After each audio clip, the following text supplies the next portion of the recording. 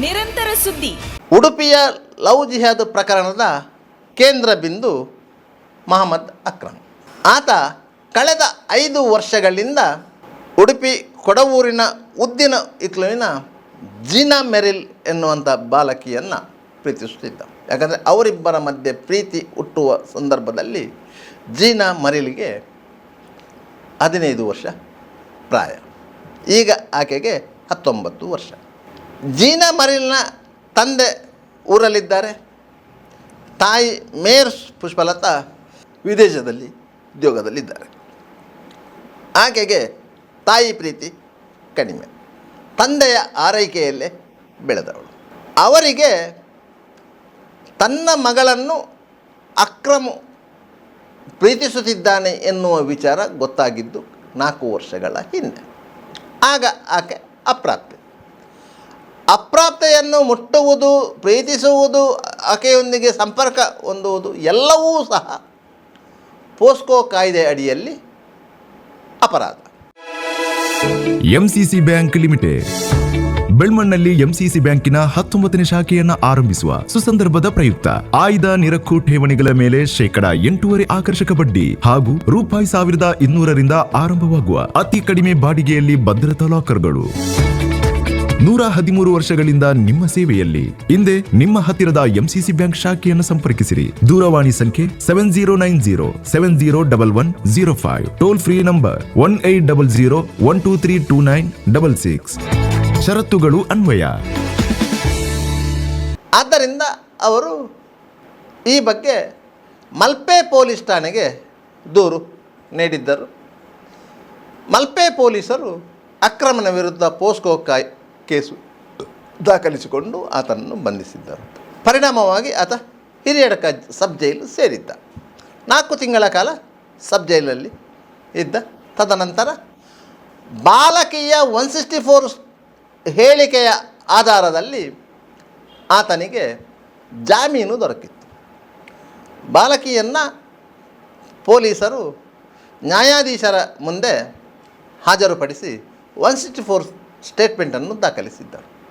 ಆ ಸಂದರ್ಭದಲ್ಲಿ ಬಾಲಕಿಯು ಅಕ್ರಮ್ ನನಗೆ ಯಾವುದೇ ರೀತಿಯ ಲೈಂಗಿಕ ಕಿರುಕುಳ ನೀಡಿಲ್ಲ, ನಾವಿಬ್ಬರು ಪರಸ್ಪರ ಪರಿಚಿತರು, ನಾವು ಮಾತನಾಡುತ್ತಿದ್ದೆವು, ಇಷ್ಟೇ ಬಿಟ್ಟರೆ ನಮ್ಮ ಮಧ್ಯೆ ಏನು ನಡೆದಿಲ್ಲ ಅಂತ ಹೇಳಿಕೆ ನೀಡಿದರು. ಈ ಆಧಾರದಲ್ಲಿ ಪೋಸ್ಕೋ ನ್ಯಾಯಾಲಯ ಅಕ್ರಮಿಗೆ ಜಾಮೀನು ನೀಡಿತ್ತು. ಈ ಪೋಸ್ಕೋ ನ್ಯಾಯಾಲಯ ಫಾಸ್ಟ್ ಟ್ರ್ಯಾಕ್ ನ್ಯಾಯಾಲಯವೂ ಆಗಿರುವುದರಿಂದ 2 ವರ್ಷಗಳ ಹಿಂದೆ ಈ ಪ್ರಕರಣದ ವಿಚಾರಣೆ ನಡೆಯಿತು. ವಿಚಾರಣೆಯ ಸಂದರ್ಭದಲ್ಲಿ ಇನ್ ಕ್ಯಾಮೆರಾದಲ್ಲಿ ಹಾಜರಾದಂತಹ ಬಾಲಕಿಯು ಅಕ್ರಮನ ಮೇಲೆ ತನ್ನ ತಂದೆ ಹೊರಿಸಿದ್ದ ಆರೋಪಗಳನ್ನು ಅಲ್ಲೆಗೆಳೆದಿದ್ದಳು ಮತ್ತು ಇತರ ಪೂರಕ ಸಾಕ್ಷ್ಯಗಳು ಸಹ ಅಭಿಯೋಜನೆಗೆ ವಿರುದ್ಧವಾಗಿದ್ದವು. ಆದ್ದರಿಂದ ಆ ಪ್ರಕರಣದಲ್ಲಿ ಅಕ್ರಮನನ್ನು ನ್ಯಾಯಾಲಯ ದೋಷಮುಕ್ತಗೊಳಿಸಿತ್ತು. ಆದರೂ ಬಾಲಕಿಯ ಮನೆಯವರಿಗೆ ಅಕ್ರಮನ ಬಗ್ಗೆ ಒಂದು ಸಂಶಯ ಇತ್ತು. ಆದ್ದರಿಂದ ಅವರು ಆತನ ಮೇಲೆ ಮಲ್ಪೆ ಬಂದರಿನಲ್ಲಿ ಹಲ್ಲೆ ನಡೆಸಿದ್ದರು. ಅದನ್ನು ಆತ ಸಮರ್ಥವಾಗಿ ಎದುರಿಸಿದ್ದ. ಬೇರೆ ಪ್ರಶ್ನೆ. ಹಾಗಾದರೆ ಈ ವಿಚಾರ ಎರಡೂ ಮನೆಯವರಿಗೆ ಗೊತ್ತಾಗಿತ್ತು. ಅಕ್ರಮನ ಮನೆಗೆ ಬಾಲಕಿಯ ತಂದೆ ಗಾಡ್ವಿನ್ ದೇವದಾಸ್ ಅವರು ಹೋಗಿ ಮಾತುಕತೆ ನಡೆಸಿದ್ದರು. ಈ ಸಂದರ್ಭದಲ್ಲಿ ಅಕ್ರಮನ ಮನೆಯವರು ಮದುವೆಗೆ ಒಪ್ಪಿಗೆ ನೀಡಿದ್ದಾರೆ. ಯುವತಿಯ ತಂದೆ ನೀಡಿದಂಥ ಯಾವುದೇ ಆಮಿಷಗಳಿಗೂ ಅಕ್ರಮ್ ಬಲಿಯಾಗಲಿಲ್ಲ ಮತ್ತು ಅಕ್ರಮನ ಮನೆಯವರು ಬಲಿಯಾಗಲಿಲ್ಲ. ಆದ್ದರಿಂದ ಹುಡುಗಿಗೆ ಅಕ್ರಮನ ಮೇಲೆ ಮತ್ತಷ್ಟು ಬಲವಾದ ನಂಬಿಕೆ ಬೆಳೆಯಿತು. ಪರಿಣಾಮವಾಗಿ ಆಕೆ ಅಕ್ರಮನ ಜೊತೆ ನಿಂತಳು. ಯಾವಾಗ ಅವರಿಬ್ಬರು ರಿಜಿಸ್ಟರ್ಡ್ ಮದುವೆಯಾಗಲು ತೀರ್ಮಾನ ಮಾಡಿದ್ರು, ಆ ವಿಚಾರ ಮನೆಯವರಿಗೆ ಗೊತ್ತಾಯಿತು. ಮನೆಯವರು ಬಸ್ಸಿನ ನಿರ್ವಾಹಕನಿಗೆ ಸೂಚನೆ ಕೊಟ್ಟರು. ಇದು ಗೊತ್ತಾದ ಯುವತಿ ಅಕ್ರಮಿಗೆ ಮಾಹಿತಿ ನೀಡಿ ಆತನೊಂದಿಗೆ ಹೋಗಿದ್ದಾಳೆ. ಇದರಲ್ಲಿ ಯಾವುದೇ ರೀತಿಯ ಅಪಹರಣ ಇಲ್ಲ, ಅದು ಸಂಚು ಇಲ್ಲ. ಈ ಇಡೀ ಪ್ರಕರಣಕ್ಕೆ ಬೇರೊಂದು ತಿರುವು ಕೊಡಲು ಯುವತಿಯ ಹೆತ್ತವರು ಹೊಸತೊಂದು ಕಥೆಯನ್ನು ಕಟ್ಟಿದ್ದಾರೆ. ಅದು ಏನಂತ ಹೇಳಿದರೆ, ಯುವಕನಿಗೆ ಸರಿಯಾದ ಉದ್ಯೋಗ ಇಲ್ಲ, ಆತ ಮಾದಕ ದ್ರವ್ಯಗಳ ವ್ಯಸನಿ, ಆತ ಉಡುಪಿಯ ನಟೋರಿಯಸ್ ಗರುಡ ಗ್ಯಾಂಗಿನ ಸದಸ್ಯ ಅಂತ ಹೇಳಿ ಒಂದು ಕತೆ ಕಟ್ಟಿದರು. ಇದನ್ನು ಜನ ನಂಬಿದರು. ಆದರೆ ವಾಸ್ತವವಾಗಿ ಅಕ್ರಮು ಕಷ್ಟಜೀವಿ. ಆತ ಗುಜರಿ ವ್ಯಾಪಾರ ಮಾಡುತ್ತಿದ್ದಾನೆ ಮತ್ತು ಅದು ಆತನ ತಂದೆಯಿಂದ ಬಂದದ್ದು. ಆತನ ತಂದೆ ಉಬೇದುಲ್ಲಾ ಅವರು ಗುಜರಿ ವ್ಯಾಪಾರಸ್ಥರು. ಆತನ ಇಬ್ಬರು ಅಣ್ಣಂದಿರು ಸಹ ಅದೇ ವ್ಯವಹಾರದಲ್ಲಿ ತೊಡಗಿದ್ದಾರೆ ಮತ್ತು ಬೇರೆ ಬೇರೆ ವ್ಯವಹಾರಗಳು ಇವೆ. ಆರ್ಥಿಕವಾಗಿ ಸದೃಢರು, ಯಾವುದೇ ರೀತಿಯ ತೊಂದರೆ ಮನೆಯಲ್ಲಿ ಇಲ್ಲ. ಸಂತೋಷ್ ನಗರದಲ್ಲಿ ಒಳ್ಳೆಯ ಮನೆ ಇದೆ, ಕೂಡು ಕುಟುಂಬ. ಕೆಲವು ಸಮಯಗಳ ಹಿಂದೆ ಅಕ್ರಮನ ತಂದೆ ಉಬೇದುಲ್ಲಾ ಅವರು ಸ್ವರ್ಗಸ್ಥರಾಗಿದ್ದಾರೆ. ಮನೆಯಲ್ಲಿ ಅಕ್ರಮನ ಪ್ರೀತಿಗೆ ಯಾವ ಅಡ್ಡಿಯೂ ಇರಲಿಲ್ಲ. ಸ್ವತಃ ಜೀನಾ ಮೆರಿಲ್ ಅವರ ತಂದೆ ಅಕ್ರಮನ ಮನೆಗೆ ಬಂದು ಯಾವುದೇ ರೀತಿಯ ಆಮಿಷ ಒಡ್ಡಿದ್ದರೂ ಆತನ ಮನೆಯವರು ಅದಕ್ಕೆ ಒಪ್ಪಿರಲಿಲ್ಲ. ಸ್ವತಃ ಅಕ್ರಮ್ ಸಹ ಒಪ್ಪಿರಲಿಲ್ಲ. ಪ್ರೀತಿಯನ್ನು ಹಣದಿಂದ ಅಳೆಯಲು ಸಾಧ್ಯವಿಲ್ಲ ಎಂಬಂಥ ನಿಲುವಿಗೆ ಅವರು ಬದ್ಧರಾಗಿದ್ದರು. ಆದರೆ ಇಡೀ ಪ್ರಕರಣಕ್ಕೆ ಟ್ವಿಸ್ಟ್ ಕೊಟ್ಟಂತಹ ಜೀನಾ ಮೆರಿಲ್ನ ಹೆತ್ತವರು ಗಾಡ್ವಿನ್ ದೇವದಾಸ್ ಮತ್ತು ಮೇರುಲ್ ಪುಷ್ಪಲತಾ ಅವರು ಏನು ಹೇಳಿದ್ದಾರೆ ಎನ್ನುವುದನ್ನು ನೀವೇ ಕೇಳಿ. ನನ್ನ ಮಗಳನ್ನು ಕಿಡ್ನಾಪ್ ಮಾಡಿ ಹೋಗಿರುವುದೆಂದು ನಾನು 20 ತಾರೀಕಿನಂದು ಉಡುಪಿ ಟೌನ್ ಪೊಲೀಸ್ ಸ್ಟೇಷನಲ್ಲಿ ಕಂಪ್ಲೇಂಟ್ ಕೊಟ್ಟಿದ್ದೇನೆ. ಅದು ಹುಡುಗನ ಹೆಸರು ಅಕ್ರಮ್ ಮೊಹಮ್ಮದ್ ಅಂತ. ಈ ಹುಡುಗನ ಬಗ್ಗೆ ಇದರ ಮುಂಚೆ ನಾನು ಪೋಕ್ಸೋ ದಾಖಲು ಮಾಡಿದ್ದೇನೆ. ಒಂದು 4 ವರ್ಷದ ಹಿಂದೆ ದಾಖಲು ಮಾಡಿದ್ದೇನೆ. ಅದರ ರಿವೆಂಜನ್ನು ಈ ತೆಗೆಯುವುದರಿಂದ ಇವನು ನನ್ನ ಮಗಳನ್ನು ಹೀಗೆ ಮಾಡಿರಬಹುದು. ಯಾಕೆಂದರೆ ನಾನು ಕೇಸ್ ಕೊಟ್ಟದ್ದು 20 ತಾರೀಕಿಗೆ. 20 ತಾರೀಕಿನಿಂದ ಈ ದಿನದ ತನಕ, ಇವತ್ತು 28 ತಾರೀಕು, ಈ ದಿನದ ತನಕ ಪೊಲೀಸ್ ಸ್ಟೇಷನ್ಗೆ ಪ್ರತಿದಿನವೂ ಹೋಗಿ ರಿಕ್ವೆಸ್ಟ್ ಮಾಡ್ತಿದ್ದೇನೆ. ಎಲ್ಲ ಅಧಿಕಾರಿಗಳನ್ನು ಕೂಡ ಮೀಟ್ ಆಗಿದ್ದೇನೆ. ಅವರು ಒಂದೇ ಹೇಳೋದು, ನಿಮ್ಮ ಮಗಳು ಮೇಜರ್ ಆಗಿದ್ದಾಳೆ, ಸೊ ಅವಳ ಇಚ್ಛೆಯಿಂದ ಹೋಗಿರಬಹುದು, ನಮ್ಮ ಹತ್ರ ಒಂದು ವಿಡಿಯೋ ಉಂಟು, ಅದನ್ನು ಬೇಕಿದ್ರೆ ನಾವು ತೋರಿಸ್ತೇನೆ ಅಂತ ಹೇಳ್ತಾರೆ. ಆದರೆ ಅದು ವಿಡಿಯೋ ಯಾವಾಗ ಮಾಡಿದ್ದಾರೆ, ಯಾವ ಬಲಾತ್ಕಾರದಿಂದ ಮಾಡಿದ್ದಾರೆ ಅಂತ ನಮಗೆ ಗೊತ್ತಿಲ್ಲ. ಈಗ ನಮ್ಮ ಮಗಳ ಪರಿಸ್ಥಿತಿ ಹೇಗಿದೆ ಎಂಬುದಾಗಿ ನಮಗೆ ಗೊತ್ತಿಲ್ಲ. ಸೊ ಅದಕ್ಕಾಗಿ ನನ್ನ ಒಂದೇ ವಿನಂತಿ, ನನ್ನ ಮಗಳನ್ನು ನಮ್ಮ ಎದುರು ತಂದು ನಿಲ್ಲಿಸಿ, ಮತ್ತು ಅವಳ ಇಚ್ಛೆ ಅವಳಿಗೆ ಬಿಟ್ಟದ್ದು ಅಷ್ಟೇ ನಮ್ಮ ರಿಕ್ವೆಸ್ಟ್. ಈ ವಿಷಯವನ್ನು ನಾವು 27 ತಾರೀಕು ತನಕ ನಾವು ಕಾದು ನೋಡಿದ್ವಿ. ಆದರೂ ಪೊಲೀಸ್ನವರು ಏನು ಇದಕ್ಕೆ ಕ್ರಮ ಕೈಗೊಳ್ಳುವುದಿಲ್ಲ ಎಂಬುದಾಗಿ ನಮಗೆ ಮನದಟ್ಟಾಯಿತು. ಆದ್ದರಿಂದ ನಾವು ಹೈಕೋರ್ಟಿಗೆ ಮೊರೆ ಹೋಗಿದ್ದೇವೆ. ಸೊ ಹೈಕೋರ್ಟ್ ಆದೇಶವು ಇವತ್ತು ಬಂದಿದೆ. ಸೊ ಅವರನ್ನು ಆದಷ್ಟು ಬೇಗ ಹಿಡಿದುಕೊಡಬೇಕಾಗಿ ಇವತ್ತು ನಮಗೆ ತಿಳಿದ ಪ್ರಕಾರ ಬೆಂಗಳೂರು ಹೈಕೋರ್ಟಿಗೆ ಅವರು ಹಾಜರಾಗಿದ್ದಾರೆ. ಮೊಹಮ್ಮದ್ ಅಕ್ರಮ್ ಮತ್ತು ನನ್ನ ಮಗಳು ಹಾಜರಾಗಿದ್ದಾರೆ. ಆದರೂ ಯಾಕೆ ಅವರು ಬ್ಯಾಂಗ್ಳೂರಿಗೆ ಹೋಗಿದ್ದಾರೆ? ನಾವು ಕಿಡ್ನಾಪ್ ಕಂಪ್ಲೇಂಟ್ ಮಾಡಿದ್ದು ಉಡುಪಿ ಪೊಲೀಸ್ ಸ್ಟೇಷನ್ಗೆ. ಉಡುಪಿ ಪೊಲೀಸ್ ಸ್ಟೇಷನಲ್ಲಿ ಅವರು ಬರಲಿಲ್ಲ. ಸೊ ಅವರೊಂದಿಗೆ ಉಡುಪಿಯ ಉಚ್ಚ ಪೊಲೀಸ್ ಅಧಿಕಾರಿ ಪ್ರಭು ಅವರೊಂದಿಗೆ ಬಂದಿದ್ದಾರೆ ಎಂದು ತಿಳಿದು ಬಂದಿದೆ. ಸೊ ಈಗ ನಾವು ಅವರು ಪೊಲೀಸ್ ಠಾಣೆಗೆ ಹಾಜರಾದ ನಂತರ ನನ್ನ ಮಗಳು ಎಲ್ಲಿದ್ದಾಳೆ ಎಂದು ಕೇಳಿದರೆ ಅವರು ಏನೂ ಹೇಳ್ತಾ ಇಲ್ಲ. ಅವರನ್ನು ಕಿಡ್ನಾಪ್ ಕೇಸ್ನ ಅಂಡರಲ್ಲಿ ಅರೆಸ್ಟು ಮಾಡಲಿಲ್ಲ, ಅವನಿಗೆ ಕ್ರಮ ಕೈಗೊಳ್ಳಲಿಲ್ಲ. ಸೊ ಇದಕ್ಕಾಗಿ ನಾನು ಬೇಡುವುದೇನೆಂದರೆ, ಗೃಹ ಮಂತ್ರಿಯವರ ಹತ್ರ ನಾನು ಬೇಡಿಕೊಳ್ಳುತ್ತೇನೆ, ನನ್ನ ಮಗಳನ್ನು ಆದಷ್ಟು ಬೇಗ ನನ್ನ ಕಣ್ಣೆದುರಿಗೆ ಬರುವ ಹಾಗೆ ಮಾಡಿ, ನಮಗೆ ಅವಳನ್ನು ನೋಡಿ ಮಾತಾಡುವ ಅವಕಾಶವನ್ನು ಮಾಡಿಕೊಡಬೇಕಾಗಿ ನಾನು ನಿಮ್ಮಲ್ಲಿ ವಿನಂತಿಸುತ್ತೇನೆ. ನಾನು ಮಾಧ್ಯಮದ ಮುಂದೆ ಬೇಡಿಕೊಳ್ಳುವುದೇನೆಂದರೆ, ನನ್ನ ಮಗಳು ಈಗ ಕಿಡ್ನಾಪ್ ಆಗಿದ್ದಾಳೆ. ಕಿಡ್ನಾಪ್ ಆಗಿ ಈಗ 8 ದಿವಸ ಆಯಿತು. 8 ದಿವಸ ಆದರೂ ಕೂಡ ನನ್ನ ಮಗಳನ್ನು ನನ್ನ ಕಣ್ಣು ಮುಂದೆ ತಂದು ಪೊಲೀಸ್ನವರು ತೋರಿಸಲಿಲ್ಲ. ಇದರಲ್ಲಿ ಪೊಲೀಸ್ನವರ ನಿರ್ಲಕ್ಷ್ಯ ಬಹಳ ಉಂಟು. ನಾವು ಎಷ್ಟು ಬೇಡಿಕೊಂಡ್ರೂ ಕೂಡ ನಾವು ಅಂದರೆ ದೊಡ್ಡ ದೊಡ್ಡ ಅಧಿಕಾರಿ ಕೂಡ ನಮ್ಗೆ ಸಿಕ್ಕಿದ್ದೇನೆ, ನಾನು ಮಾತಾಡಿದ್ದೇನೆ. ನಿಮ್ಮ ಮಗಳು ಸೇಫ್ ಆಗಿದ್ದಾರೆ ಒಂದೇ ಮಾತು ಹೇಳ್ತಾರೆ, ಆದರೆ ನಮ್ಮ ಮುಂದೆ ತಂದು ಇಡುವುದಿಲ್ಲ. ನಾನು ಮಾನ್ಯ ಗೃಹ ಮಂತ್ರಿ ಹತ್ರ ನಾನು ಬೇಡಿಕೊಳ್ಳೋದು ಇಷ್ಟೇ, ನನ್ನ ಮಗಳನ್ನು ನನ್ನ ಕಣ್ಣ ಮುಂದೆ ತಂದು ನನ್ನ ಮಗಳನ್ನು ಕಣ್ಣ ಮುಂದೆ ತಂದು ಕೊಡಿ ಅಂತ ನಾನು ಗೃಹ ಮಂತ್ರಿ ಹತ್ರ ನಾನು ಬೇಡಿಕೊಳ್ತಿದ್ದೇನೆ, ವಿನಂತಿ ಮಾಡ್ತಿದ್ದೇನೆ. ಹುಡುಗ ಯಾರು? ಹುಡುಗ ಅಕ್ರಮ್ ಅಂತ. ಈ ಹಿಂದೆ ಅವರ ಪೋಸ್ಕರ್ ಕೇಸ್ ಆಗಿದೆ ಈ ಹಿಂದೆ. ಅಂದ್ರೆ ಮತ್ತೆ ಆಮೇಲೆ ಅವನ ಮೊಬೈಲಲ್ಲಿ ಅಶ್ಲೀಲ ಫೋಟೋಗಳು, ಇವಳ ಅಶ್ಲೀಲ ಫೋಟೋಗಳನ್ನು ಇಟ್ಕೊಂಡು ಇವಳನ್ನು ಬ್ಲ್ಯಾಕ್ ಮೇಲ್ ಮಾಡ್ತಾ ಇದ್ದಾನೆ. ಆ ಬ್ಲ್ಯಾಕ್ ಮೇಲ್ ಹೆದರಿಕೊಂಡು ನನ್ನ ಮಗಳನ್ನು ಮುಸಲಾಯಿಸಿ ಕರ್ಕೊಂಡು ಹೋಗಿದ್ದಾನೆ. ಈಗ 8 ದಿವಸ ಆಯಿತು ನಾವು ಕಿಡ್ನಾಪ್ ಕೇಸ ಕೊಟ್ಟು, ಇನ್ನೂ ಅವ್ರು ಏನೋ ಮಾಡಲಿಲ್ಲ. ನಾವು 7 ದಿವಸ ಕೂಡ ನಾವು ಪೊಲೀಸ್ ಸ್ಟೇಷನ್ನಲ್ಲೇ ಇದ್ದೇವೆ. ನಾವು ದಿವಸ ಹೋಗ್ತೇನೆ ನಾನು. ನನ್ನ ಮಗಳು ಹೇಳಿದ್ದಾಳೆ, ನನ್ನ ಮಗಳಿಗೆ ಒಂದು ಮಾತಾಡ್ಲಿಕ್ಕೆ ನಂಗೆ ಅವಕಾಶ ಮಾಡಿಕೊಡಿ ಅಂತ. ಏನು ಮಾಡಲಿಲ್ಲ. ಪೊಲೀಸ್ನವ್ರಿಗೆ ಎಲ್ಲ ಗೊತ್ತಿದೆ, ಇಲ್ಲೇ ಇದ್ದಾರೆ, ಉಡುಪಿಯಲ್ಲೇ ಇದ್ದಾರೆ, ಸೇಫ್ ಆಗಿದ್ದಾರೆ ಅಂತ ವಿಡಿಯೋ ಎಲ್ಲ ತೋರಿಸ್ತಾರೆ. ನಮಗೆ ಪ್ಲೀಸ್, ನಾನು ಮಾಧ್ಯಮ ಮುಖಾಂತರ ನಾನು ಬೇಡಿಕೊಳ್ತಿದ್ದೇನೆ, ನನ್ನ ಮಗಳನ್ನು ನನ್ನ ಕಣ್ಣ ಮುಂದೆ ತಂದು ಅವಳ ಮಾತು ನಮಗೆ, ಅವಳ ಹತ್ರ ನಮ್ಮ ಮುಖಾಮುಖಿಯಾಗಿ ನಾವು ಭೇಟಿಯಾಗಿ ನಾವು ಮಾತಾಡಬೇಕು. ಪ್ಲೀಸ್, ನಾನು ಗೃಹ ಮಂತ್ರಿ ಹತ್ರ ಬೇಡಿಕೊಳ್ಳೋದು ಒಂದೇ. ಅವನಿಗೆ ಬೇಲಿಗೆ ಅಪ್ರೂವ್ ಆಗುವ ತನಕ ಅವನು ಕಸ್ಟಡಿಗೆ ಹೋಗ್ಬೇಕು. ಇವಳು ರಿಮಾಂಡ್ ಹೋಮ್, ಸ್ಟೇಟ್ ಹೋಮ್.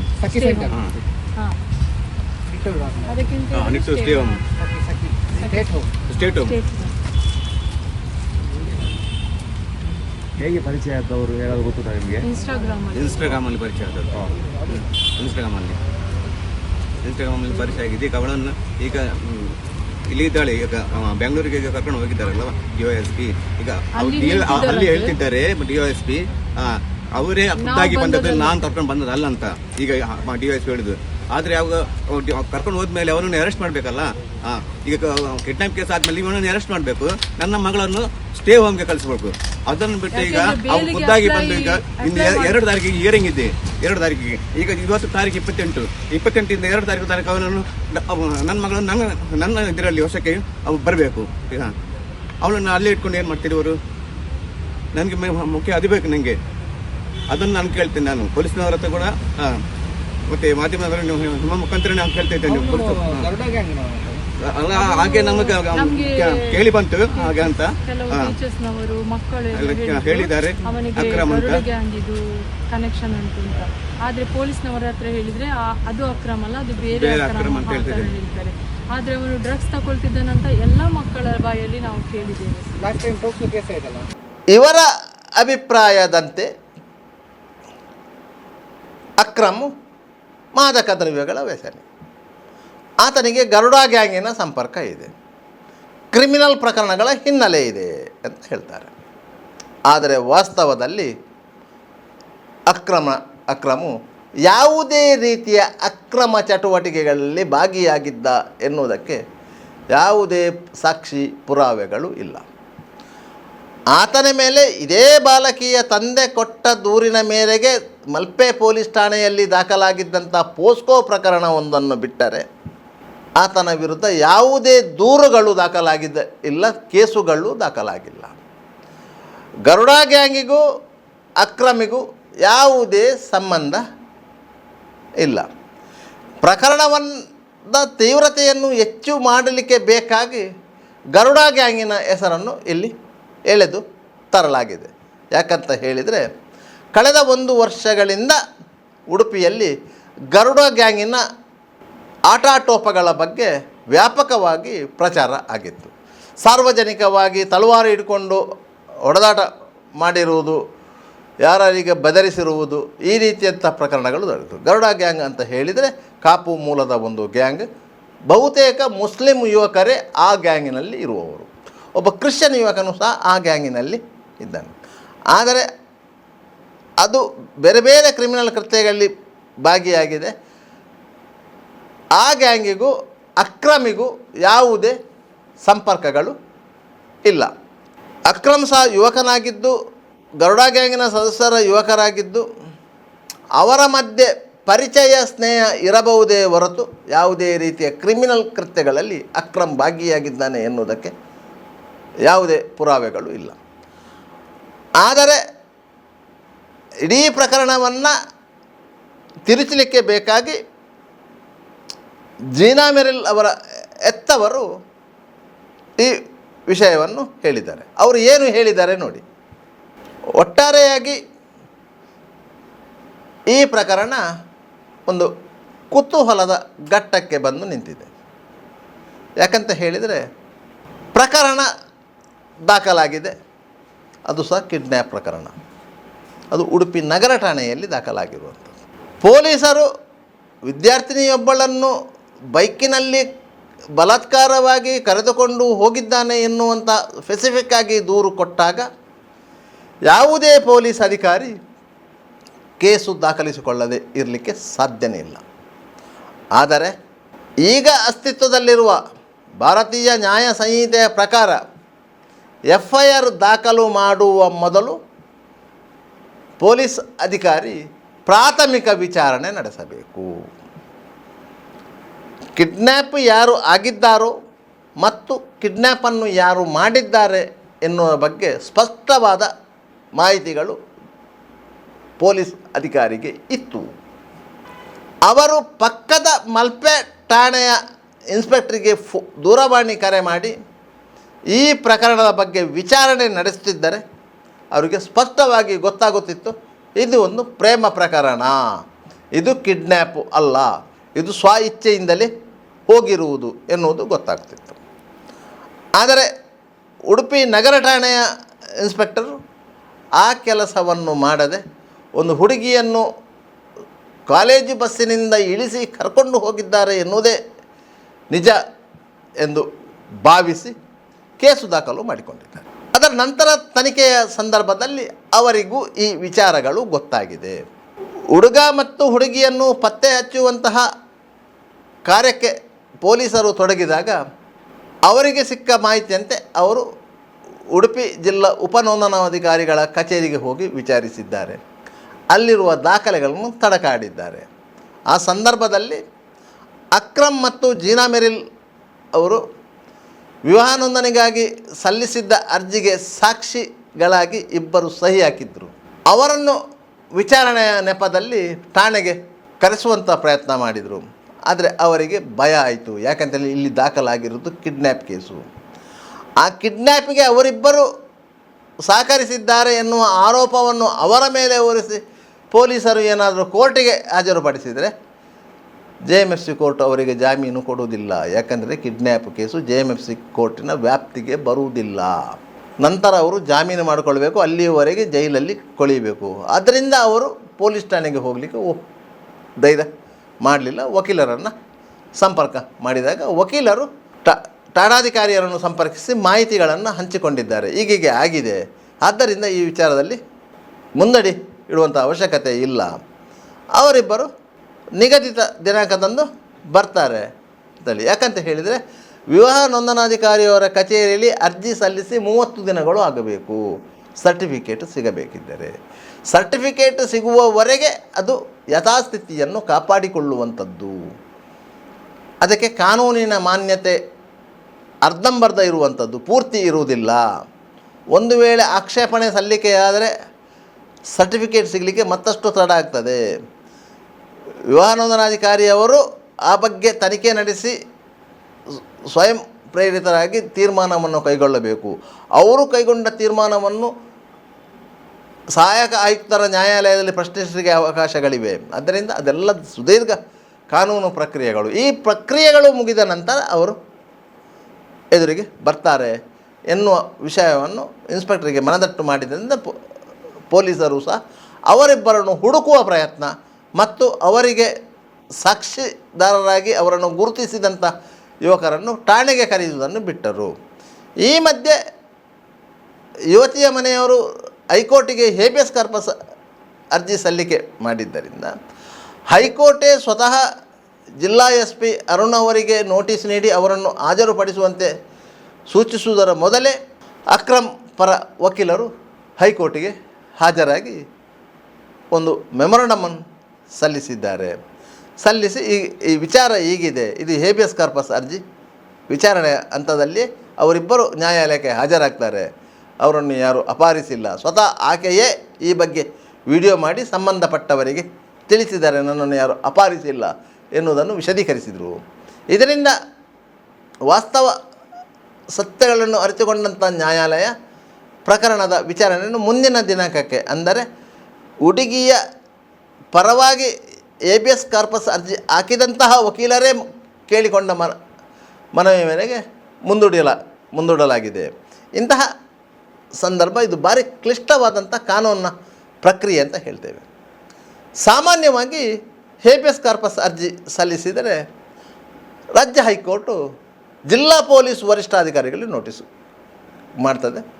ಸಂಬಂಧಪಟ್ಟ ನಾಪತ್ತೆಯಾದವರನ್ನು ಪತ್ತೆ ಹಚ್ಚಿ ನ್ಯಾಯಾಲಯದ ಮುಂದೆ ಹಾಜರುಪಡಿಸಬೇಕು ಎನ್ನುವುದನ್ನು ಸೂಚಿಸ್ತದೆ. ಈ ಹಿಂದೆ ಸಹ ಹಲವಾರು ಹೇಬಿಯಸ್ ಕಾರ್ಪಸ್ ಅರ್ಜಿಗಳ ವಿಚಾರಣೆಯ ಸಂದರ್ಭದಲ್ಲಿ ಇದೇ ರೀತಿಯ ಘಟನೆಗಳು ನಡೆದಿತ್ತು. ಯಾವಾಗ ಹುಡುಗಿ ಹೈಕೋರ್ಟ್ನ ಮುಂದೆ ಸ್ವತಃ ಹಾಜರಾಗಿ ತನ್ನ ಹೇಳಿಕೆಯನ್ನು ದಾಖಲಿಸ್ತಾಳ, ಆ ಸಂದರ್ಭದಲ್ಲಿ ಆಕೆಯ ಪ್ರೌಢತೆಯನ್ನು ಅರಿತು ಆಕೆಯ ಮಾತಿಗೆ ಮನ್ನಣೆ ನೀಡಿ ಆಕೆಯ ಅಭಿವ್ಯಕ್ತಿ ಸ್ವಾತಂತ್ರ್ಯವನ್ನು ಎತ್ತಿ ಹಿಡಿಯುವ ಸಲುವಾಗಿ ಹೈಕೋರ್ಟು ಸೂಕ್ತ ತೀರ್ಮಾನವನ್ನು ಕೈಗೊಳ್ಳುತ್ತದೆ. ಯಾಕಂದರೆ ಅವಳನ್ನು ಸ್ವತಂತ್ರವಾಗಿ ಜೀವಿಸಲು ಅನುವು ಮಾಡಿ ಕೊಡ್ತದೆ. ಆಕೆ ಎತ್ತವರೊಟ್ಟಿಗೂ ಹೋಗ್ಬೋದು, ಇಲ್ಲಂದರೆ ತಾನು ಪ್ರೀತಿಸಿದ ಯುವಕರೊಟ್ಟಿಗೂ ಹೋಗ್ಬೋದು ಎನ್ನುವಂತಹ ತೀರ್ಮಾನವನ್ನು ಕೊಡ್ತದೆ. ಆಯ್ಕೆಯ ಸ್ವಾತಂತ್ರ್ಯ ಆ ಹುಡುಗಿಗೆ ಕೊಡ್ತದೆಯೇ ಹೊರತು ಹೇಬಿಯಸ್ ಕಾರ್ಪಸ್ ಅರ್ಜಿ ಸಲ್ಲಿಸಿದವರಿಗೆ ಅಲ್ಲ. ಆರಂಭದಲ್ಲಿ ಅಕ್ರಮಣ ವಿರುದ್ಧ ಪೋಸ್ಕೋ ಪ್ರಕರಣ ದಾಖಲಿಸಿದಾಗ ಆಕೆ ಮೈನರ್ ಆಗಿದ್ಲು. ಆದ್ದರಿಂದ ಆಕೆಗೆ ದೂರು ಕೊಡುವಂಥ ಅಧಿಕಾರ ಇರಲಿಲ್ಲ. ಆದ್ದರಿಂದ ಆಕೆಯ ಪರವಾಗಿ ಆಕೆಯ ಹೆತ್ತವರು ದೂರು ದಾಖಲಿಸಿದ್ದರು, ಪೊಲೀಸರು ಕೇಸು ದಾಖಲಿಸಿಕೊಂಡಿದ್ದರು, ಅಕ್ರಮಣ ಮೇಲೆ ಕಾನೂನು ಕ್ರಮ ಕೈಗೊಂಡಿದ್ದರು. ಆದರೆ ಆಕೆಯ ಹೇಳಿಕೆಯ ಆಧಾರದಲ್ಲಿ, ಅಂದರೆ 164 ಸ್ಟೇಟ್ಮೆಂಟ್ನ ಆಧಾರದಲ್ಲಿಯೇ ಅಕ್ರಮಿಗೆ ಜಾಮೀನಾಗಿತ್ತು ಮತ್ತು ಆ ಪ್ರಕರಣದಿಂದ ಖುಲಾಸೆಗೊಂಡಿದ್ದ. ಆದ್ದರಿಂದ ಯುವತಿ ಮತ್ತು ಅಕ್ರಮನ ಮಧ್ಯೆ ಆ ಸಂಬಂಧ ಇತ್ತು, ಆ ಪ್ರೀತಿ ಪ್ರೇಮ ಇತ್ತು ಎನ್ನುವುದನ್ನು ಸಹ ಆ ಸಂದರ್ಭದಲ್ಲಿ ನ್ಯಾಯಾಲಯ ಅರಿತುಕೊಂಡಿತ್ತು. ಇದೀಗ 4 ವರ್ಷ ಕಳೆದ ನಂತರ ಈ ಪ್ರಕರಣ ಮತ್ತೆ ಮೇಲೆ ಎದ್ದು ಬಂದಿದೆ. ಈ ಪ್ರಕರಣದ ತೀವ್ರತೆ ಹೆಚ್ಚಾಗಲು ಕೆಲವಾರು ಮಂದಿ ಯುವತಿಯ ಮನೆಯವರೊಂದಿಗೆ ಸೇರಿಕೊಂಡಿದ್ದಾರೆ. ಅವರಿಗೆ ಕೆಲವು ಕಾನೂನು ಸಂಬಂಧಿ ಸಲಹೆ ಸೂಚನೆಗಳನ್ನು ಕೊಟ್ಟಿದ್ದಾರೆ. ಆದ್ದರಿಂದ ಅವರು ಹುಡುಗಿ ನಮ್ಮ ಕೈಗೆ ಬರಲಿ ಅನ್ನುವಂಥ ಅಭಿಲಾಷೆಯನ್ನು ವ್ಯಕ್ತಪಡಿಸಿದ್ದಾರೆ. ಯುವತಿಯ ತಾಯಿ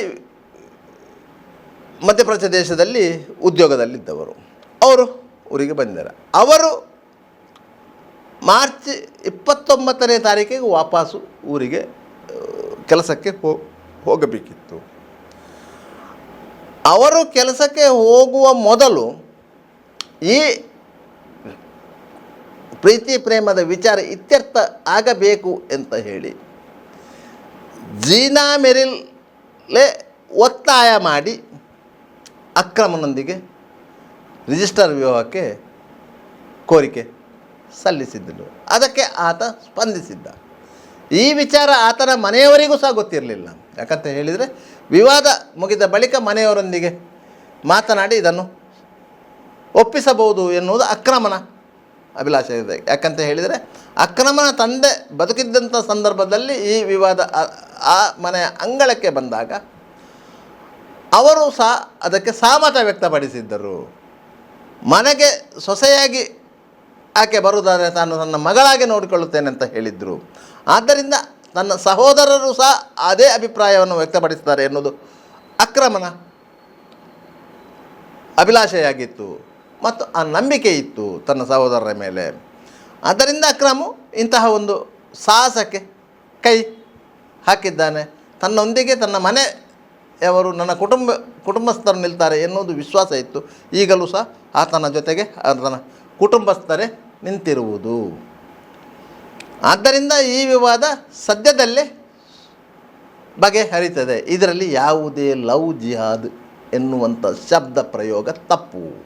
ಯಾಕಂತ ಹೇಳಿದರೆ ಪ್ರೀತಿಯ ಬಲೆಗೆ ಕೆಡವಿ ಹುಡುಗಿಯೊಬ್ಬಳನ್ನು ಧರ್ಮಭ್ರಷ್ಟರನ್ನಾಗಿ ಮಾಡಿ ಆಕೆಯನ್ನು ಬೇರೆ ಬೇರೆ ಕೆಲಸಗಳಿಗೆ ಉಪಯೋಗ ಮಾಡುವುದು ಲವ್ ಜಿಹಾದ್ ಅಂತ ಹೇಳ್ತೇವೆ. ಈ ಹಿಂದೆ ಕೆಲವೊಂದು ಘಟನೆಗಳು ಆಗಿತ್ತು. ಆಶಾ ಎನ್ನುವ ಮಹಿಳೆ ಆಯಿಷಾ ಆಗಿ ತದನಂತರ ಉಗ್ರಗಾಮಿಗಳಿಗೆ ಹಣ ಸರಬರಾಜು ಮಾಡುವಂತಹ ಒಂದು ಸಂಪರ್ಕ ಕೊಂಡಿಯಾಗಿ ಕೆಲಸ ಮಾಡಿದ್ದಳು. ಆಕೆಯನ್ನು ರಾಷ್ಟ್ರೀಯ ತನಿಖಾ ತಂಡ ಬಂಧಿಸಿತ್ತು. ಅದೇ ರೀತಿ ಮತ್ತೊಂದು ಹುಡುಗಿಯು ಯುವಕನೊಬ್ಬನನ್ನು ಪ್ರೀತಿಸಿ ಆ ಬಲೆಗೆ ಬಿದ್ದು ಉಗ್ರಗಾಮಿ ಚಟುವಟಿಕೆಗಳಿಗೆ ಸಪೋರ್ಟ್ ಮಾಡಿದಂಥ ಆರೋಪದಲ್ಲಿ ಬಂಧಿಸಲ್ಪಟ್ಟಿದ್ದರು. ಇದೆಲ್ಲ ಲವ್ ಜಿಹಾದ್ ಅಂದರೆ ಅಂತಹದ್ದೇ ಹೊರತು ಎರಡು ಧರ್ಮಗಳ ಮಧ್ಯದ ಯುವಕ ಯುವತಿಯರು ಪ್ರೀತಿಸಿ ಜೊತೆಯಾಗಿ ಬಾಳ್ವೆ ಮಾಡುವುದು ಎನ್ನುವ ನಿರ್ಧಾರ ಕೈಗೊಳ್ತಾರಲ್ಲ, ಅದು ಲವ್ ಜಿಹಾದ್ ಅಲ್ಲ. ಉಡುಪಿಯಲ್ಲಿ ನಡೆದದ್ದು ಸಹ ಇದು ಎರಡು ಹದಿಹರೆಯದ ಜೋಡಿಗಳ ಮಧ್ಯೆ ಉದ್ಭವಿಸಿರುವಂಥ ಪ್ರೀತಿ.